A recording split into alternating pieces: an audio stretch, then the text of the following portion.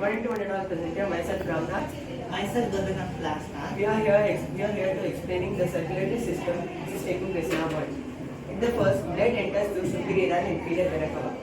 The blood re-enters the heart in the right auricle. From the right auricle, there is a tricuspid valve which allows the blood to go to the right ventricle. The deoxygenated blood then is pushed to the pulmonary artery through a valve known as pulmonic valve. From the pulmonary artery, the blood goes to the lungs to get oxygenated. From the lungs, the oxygenated blood enters heart through pulmonary vein and first comes to left auricle. From left auricle, it moves to left ventricle through a wall known as mitral valve. From left ventricle, it moves towards the aorta through another wall known as semi-aortic valve. Aorta transfers the blood to all the parts of the body.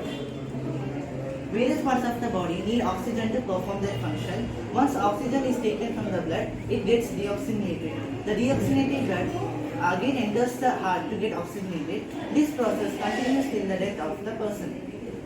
The heart is made up of specialized muscles known as cardiac muscles. The cardiac muscles show rhythmic contraction and relaxation of blood throughout life. The cardiac muscles are elongated, branched, and uninucleated. There are two types of circulation mainly taking place in the heart.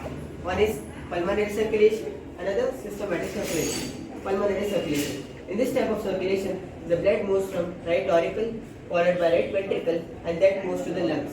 This type of circulation takes place in deoxygenated blood. Systematic circulation. In this type of circulation, the blood moves from left auricle, followed by left ventricle, then moves to all parts of the body through aorta. This is the circulation of oxygenated blood. Angiogram is a diagnostic procedure that uses X-rays to visualize blood vessels. It involves injecting a contrast dye into the blood vessels through a catheter, usually in the groin or wrist.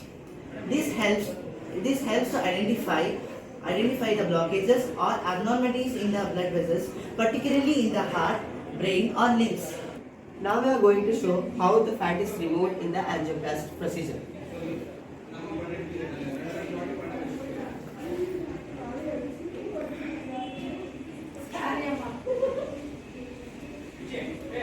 Go.